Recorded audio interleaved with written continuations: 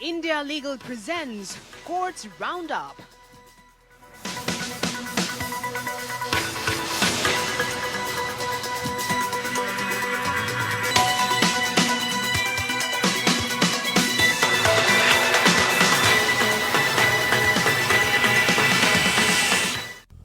नमस्कार, आप देख रहे हैं हमारी खास पेशकश कोर्ट्स राउंडअप। मैं हूं आपके साथ नलिनी सिंह पालीवाल।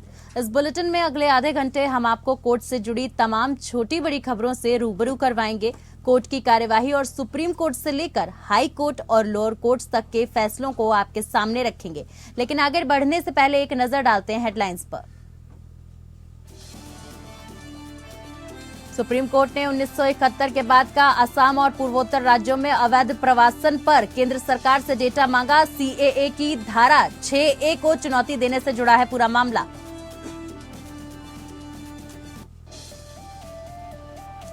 महिला सेना अधिकारियों के लिए प्रमोशन पॉलिसी बनाएं। सुप्रीम कोर्ट ने सेना को दिए निर्देश, कहा नीति 31 मार्च 2024 तक बन जाए।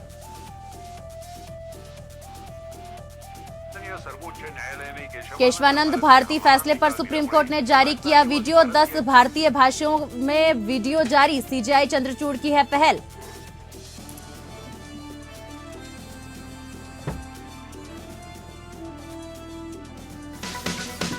India Legal presents Courts Roundup.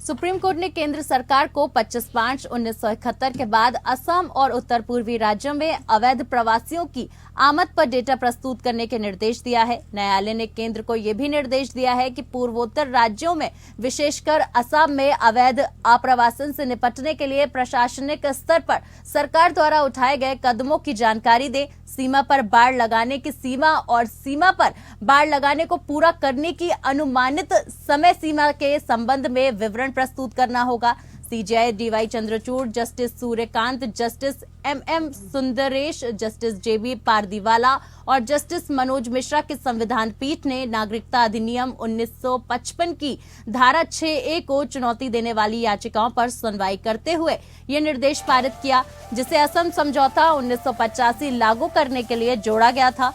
पीठ के कुछ विवरण भी मांगा। 1 जनवरी 1967 और 25 मार्च 1971 के बीच असम में आए व्यक्तियों की समयावधि के संदर्भ में नागरिकता अधिनियम की धारा 6A के तहत जिन व्यक्तियों को नागरिकता दी गई उनकी संख्या। वहीं दूसरा है इस अवधि के संदर्भ में विदेशी न्यायाधिकरण आदेश 1964 के तहत कितने व्यक्तियों के विदेशी होने का पता चला। तीसरा है 25 मार्च 1971 के बाद प्रवेश करने वाले व्यक्तियों के संबंध में संघ द्वारा निर्धारित विदेशी न्यायाधिकरणों की कुल संख्या, निपटाए गए मामलों की कुल संख्या, साथ में आज तक लंबित मामलों की संख्या, मामलों को निपटाने के लिए लिया गया औसत समय, गुवाहाटी हाई कोर्ट के समक्ष लंबित मामलों की संख्या। कोर्ट ने अगले सोमवार से पहले हलफनामा दाखिल करने के निर्देश दिए हैं, जहां विशिष्ट पहलुओं के लिए राज्य सरकार से जानकारी की आवश्यकता होती है। डेटा असम राज्य द्वारा साझा किया जाएगा। हालांकि असम राज्य और भारत संघ द्वारा एक साझा हलफनामा दायर किया जाना चाहिए।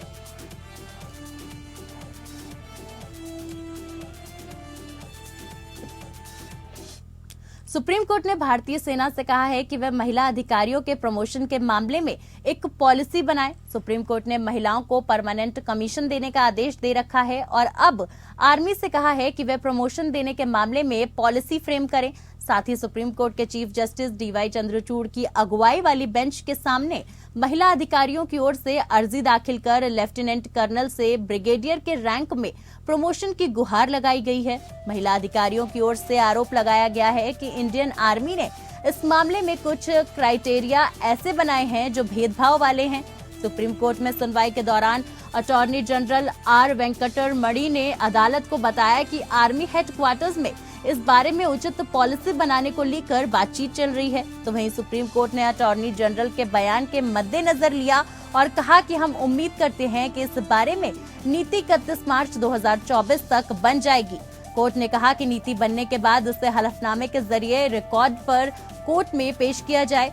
17 फरवरी 2020 को सुप्रीम कोर्ट ने आर्म्ड फोर्स में महिलाओं के साथ भेदभाव को खत्म करते हुए अपने एक ऐतिहासिक फैसले में कहा था कि सभी महिला अफसरों को परमानेंट कमीशन मिलेगा और उनके लिए कमांड पोजीशन का रास्ता भी साफ कर दिया था।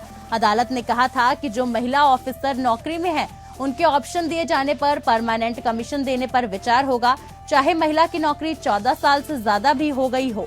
जो भी नौकरी में है, सबको अवसर दिया जाएगा। जो परमानेंट कमीशन का ऑप्शन नहीं देता है, तो उनकी 20 साल तक की पेंशन वाली नौकरी होगी। सुप्रीम कोर्ट के जस्टिस DY चंद्रचूड़ की अगुवाई वाली बेंच ने केंद्र सरकार से कहा था कि वह महिला अफसरों को 3 महीने के भीतर परमानेंट कमीशन प्रदान करे।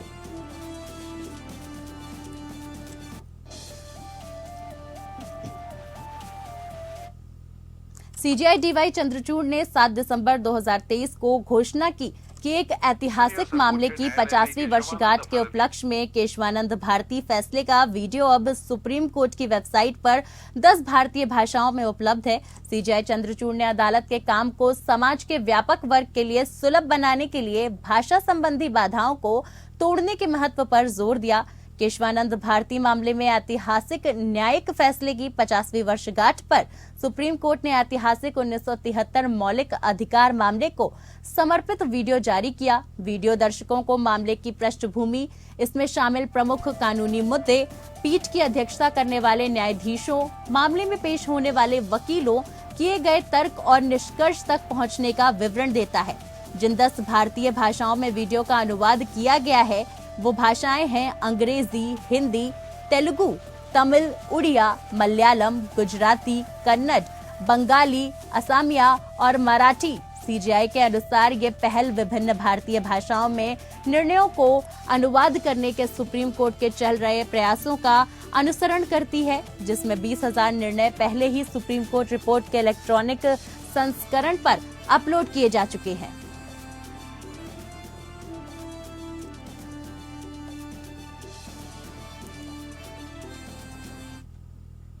सुप्रीम कोर्ट ने मेहुल चौकसी को लेकर गुजरात हाई कोर्ट के एक फैसले को रद्द कर दिया है। चौकसी और उनकी पत्नी प्रीति के खिलाफ ये FIR 2015 में दर्ज की गई थी, जिसे 2017 में गुजरात हाई कोर्ट ने रद्द कर दिया था। आपराधिक विश्वासघात, धोखाधड़ी और जालसाजी जैसे आरोपों से जुड़ा ये मामला दिग्विजय सिंह जाडेजा नाम के व्यवसायी ने अहमदाबाद में दर्ज करवाया था। दिग्विजय सिंह जाडेजा ने आरोप लगाया था कि मेहुल चौकसी की कंपनी गीतांजलि ज्वेलरी रिटेल ने उन्हें 30 करोड़ रुपए के सोने की ईंट नहीं दी, जबकि इनका पूरा भुगतान कंपनी को कर दिया गया था। जाडेजा के मुताबिक चौकसी और उनकी पत्नी ने समझौते की शर्तों का उल्लंघन और उनको दुरुपयोग किया। साथ ही GJRL गीतांजलि जेम्स लिमिटेड की सहायक कंपनी है। गीतांजलि जेम्स लिमिटेड के प्रमोटर मेहुल चौकसी हैं। साल 2017 में जब यह मामला गुजरात हाई कोर्ट के पास पहुंचा, तो कोर्ट ने FIR को रद्द कर दिया। कोर्ट ने कहा कि दिग्विजय जाडेजा की शिकायत सिविल समझौते का उल्लंघन थी, जो दोनों पक्षों के बीच हुआ था। कोर्ट का मानना था कि ऐसे में इस मामले में एक क्रिमिनल केस नहीं बनाया जा सकता। अब ये मामला पहुंचा सुप्रीम कोर्ट। शीर्ष कोर्ट के जस्टिस संजीव खन्ना और SVN भट्टी की पीठ ने 29 नवंबर को इस पर आदेश दिया और हाई कोर्ट के फैसले को पलट दिया। कोई गलती सिविल गलती हो सकती है, दिए गए मामले में सिविल गलती हो सकती है और समान रूप से इसमें एक क्रिमिनल केस भी बन सकता है। इस पर मेहुल चौकसी के वकील ने दलील दी कि समझौता हुआ था वो गीतांजलि जेम्स लिमिटेड की सहायक कंपनी GJRL पर बाध्यकारी नहीं था। दूसरी ओर याचिकाकर्ता ने तर्क दिया कि समझौता वैध और बाध्यकारी है। इस पर कोर्ट ने कहा कि वो अभी इन पहलुओं की विस्तार से बात नहीं करने जा रहा है, क्योंकि पहले तथ्यों का पता लगाना जरूरी है।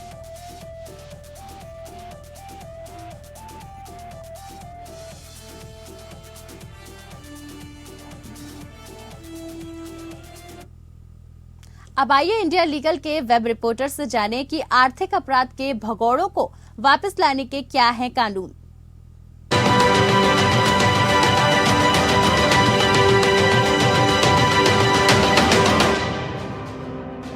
जब हम भगोड़ा, फ्यूजिटिव जैसे शब्द सुनते हैं तो हमें नीरव मोदी, मेहुल चौकसी, विजय माल्या जैसे नाम जरूर याद आते हैं।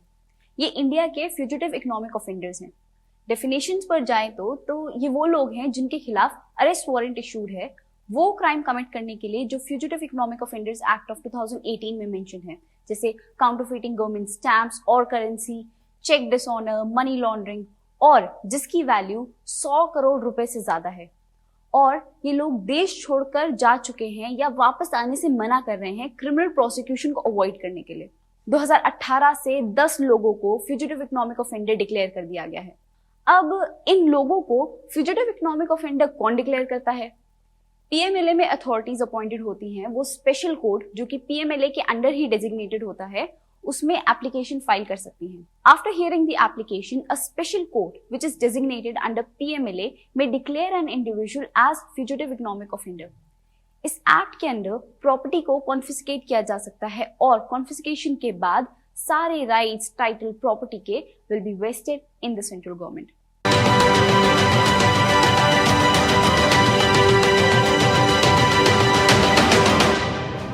सुप्रीम कोर्ट ने राज्य द्वारा लगाए गए इंटरनेट शटडाउन के लिए अपने दिशा निर्देशों को लागू करने की मांग करने वाली एक आवेदन पर विचार करने से इनकार कर दिया। न्यायमूर्ति बीआर गवई, न्यायमूर्ति दीपाकर दत्ता और न्यायमूर्ति अरविंद कुमार की पीठ ने टिप्पणी की कि अगर अनुराधा भसीन मामले में उच्चतम न्यायालय के फैसले को लागू नहीं किया जा रहा है तो याचिकाकर्ताओं के पास अन्य उपाय हैं।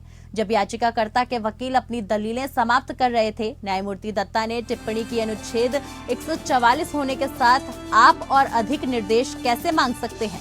जस्टिस कुमार ने कहा कि बहुत से लोगों को आशंकाएं हो सकती हैं, लेकिन क्या आवेदन भी बनाए रखने योग्य है? न्यायमूर्ति गवई ने तब कहा, हम नागरिक आवेदनों द्वारा निपटाए गए मामलों को फिर से खोलने की निंदा करते हैं। धन्यवाद, खारिज कर दिया। हमने नोटिस जारी करके गलती की है। अदालत ने तब याचिकाकर्ताओं को अपना आवेदन वापस लेने की अनुमति दी। इस साल मई में सुप्रीम कोर्ट ने इस मामले में केंद्र सरकार से जवाब मांगा था। अधिवक्ता वृंदा भंडारी ने उस समय पीठ को सूचित किया था कि याचिकाकर्ताओं ने अनुपालन की स्थिति के लिए सूचना का अधिकार आवेदन दायर किया था। जवाबों से पता चला कि अधिकारियों को फैसले के बारे में पता नहीं था और इसीलिए वे सार्वजनिक डोमेन में शटडाउन के आदेश प्रकाशित नहीं करेंगे। मुख्य याचिका कश्मीर टाइम्स अखबार की कार्यकारी संपादक अनुराधा भसीन और तत्कालीन राज्यसभा सांसद गुलाम नबी आजाद ने दायर की थी। इसने अगस्त 2019 में पूर्ववर्ती राज्य के विशेष दर्जे को निरस्त करने के बाद कश्मीर में इंटरनेट पर प्रतिबंधों के खिलाफ शिकायत उठाई थी। अपने 2019 के फैसले में अदालत ने कहा था कि इंटरनेट के माध्यम से अभिव्यक्ति की स्वतंत्रता का अधिकार संविधान के अनुच्छेद 19(1) उपधारा ए का हिस्सा है और संवैधानिक प्रावधान के तहत वही प्रतिबंध लागू होंगे। इसके अलावा शीर्ष अदालत ने कहा था कि इंटरनेट सेवाओं को अनिश्चित काल के लिए निलंबित करने के आदेश अनुचित हैं और ऐसे आदेश केवल अस्थायी हो सकते हैं। अनुपातिकता के सिद्धांत का पालन करना चाहिए और न्यायिक समीक्षा के अधीन है।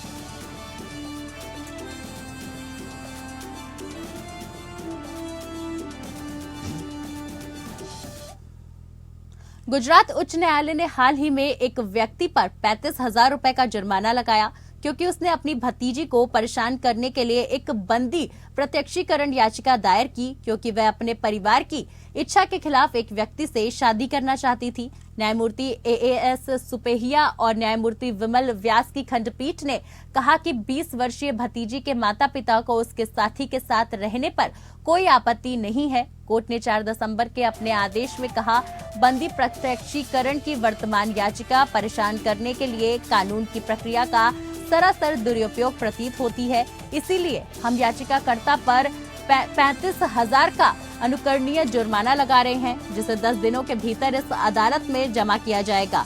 इसीलिए अदालत ने विवाहित महिला की कस्टडी याचिकाकर्ता उसके चाचा को सौंपने की याचिका को खारिज कर दिया। याचिकाकर्ता ने ये दावा करते हुए अदालत का रुख किया कि उसकी भतीजी को एक अन्य व्यक्ति द्वारा अवैध रूप से कैद किया गया था। याचिका में कहा गया कि महिला अपने चाचा के साथ रह रही थी जब वह अपने परिवार की इच्छा के खिलाफ एक व्यक्ति से शादी करने के लिए घर से भाग गई थी। चाचा ने दावा किया कि उसे रिश्ते में मजबूर किया जा रहा था। हालांकि अदालत ने भतीजे और उसके साथी के साथ व्यक्तिगत रूप से बातचीत करने के बाद ये दावे असत्य पाए गए। दंपति ने कहा कि उन्होंने पहले ही एक सगाई समारोह पूरा कर लिया था और जल्द ही एक दूसरे से शादी करने का इरादा रखते थे। जब आदमी इस महीने के अंत में 21 साल का हो जाएगा, अदालत ने भतीजी के इस आरोप पर भी ध्यान दिया कि उसके चाचा उसे धमकी दे रहे थे और 10 लाख रुपए के भुगतान की मांग कर रहे थे। पीठ को आगे बताया गया कि महिला के साथी को उसके चाचा और अन्य रिश्तेदारों ने भी पीटा और गांव में घुमाया। साथ ही महिला को आशंका थी कि उसका चाचा उस पर और उसके साथी पर फिर से हमला कर सकता है, इसीलिए अदालत ने जोड़े के लिए पुलिस सुरक्षा का आदेश दिया। अदालत ने बंदी प्रत्यक्षीकरण याचिका को खारिज कर दिया।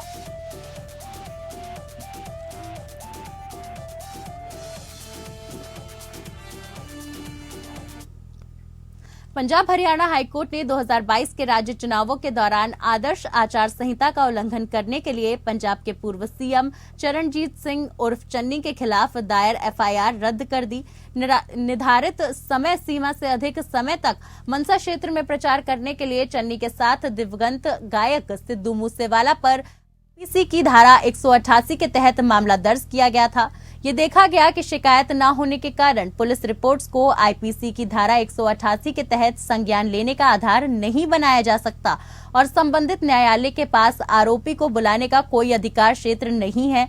न्यायालय ने कहा, उपरोक्त को देखते हुए मुक्ति के लिए आवेदन खारिज करना सीआरपीसी 1973 की धारा 195(1) के अनिवार्य प्रावधान का उल्लंघन है।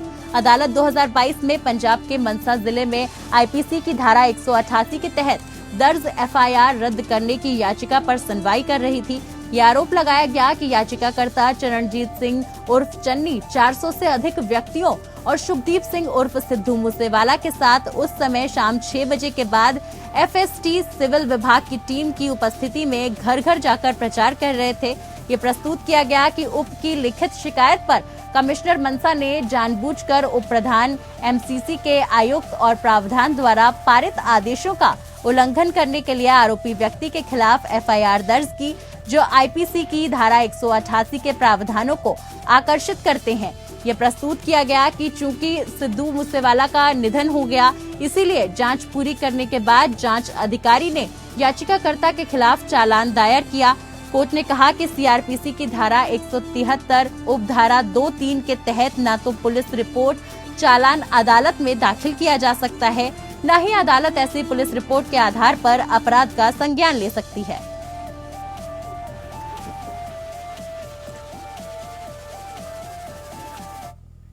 मध्य प्रदेश उच्च न्यायालय ने हाल ही में एक अंतरिम आदेश पारित कर प्रिंट मीडिया और सोशल मीडिया प्लेटफॉर्मों को आध्यात्मिक नेता आचार्य धीरेन्द्र कृष्ण शास्त्री के खिलाफ अपमानजनक सामग्री हटाने का निर्देश दिया। न्यायमूर्ति संजय द्विवेदी ने आगे कहा कि आचार्य से संबंधित किसी भी पद को पत्रकारिता आचरण के मानदंडों का पालन करना चाहिए। साथ ही अदालत ने आगे आदेश दिया कि शास्त्री की छवि को धूमिल करने वाले इलेक्ट्रॉनिक मीडिया में पहले से प्रकाशित पोस्ट को तुरंत हटा दिया जाना चाहिए। अदालत रंजीत सिंह पटेल नामक एक याचिकाकर्ता से निपट रही थी, जिसने दावा किया था कि सोशल मीडिया पर शास्त्री के बारे में अपमानजनक पोस्ट प्रसारित किए जा रहे हैं। अदालत को बताया गया कि इन पदों ने शास्त्री की प्रतिष्ठा को नुकसान पहुंचाया, जो छतरपुर में श्री बागेश्वर धाम के पीठाधीश्वर याचिकाकर्ता के वकील ने ऑनलाइन और प्रिंट मीडिया दोनों पर आचार्य शास्त्री से संबंधित विशिष्ट पोस्ट और समाचार लेख भी प्रदान किए, जो कथित तौर पर अपमानजनक थे। साथ ही याचिकाकर्ता ने कहा कि ये पोस्ट सीधे आध्यात्मिक नेता की धार्मिक श्रद्धा पर हमला करते हैं और आचार्य के अनुयायियों की भावनाओं को काफी आहत करते हैं। याचिकाकर्ता के वकील ने तर्क दिया कि मीडिया प्लेटफॉर्मों को इस तरह के प्लेटफॉर्मों के माध्यम से प्रकाशित करने से पहले ऐसी खबरों की सत्यता की जांच करनी चाहिए थी। इन दलीलों पर विचार करने के बाद अदालत ने शास्त्री को उनके खिलाफ अपमानजनक पोस्ट हटाने का आदेश देकर अंतरिम राहत दी। साथ ही अदालत ने कहा कि ऐसी किसी भी खबर या पोस्ट की सत्यता को प्रकाशित होने से पहले स्थानीय मीडिया चैनलों और सोशल मीडिया प्लेटफॉर्मों द्वारा सत्यापित किया जाना चाहिए।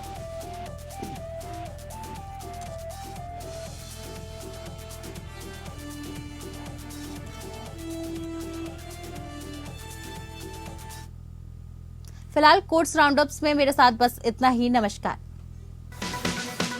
India Legal presents Courts Roundup.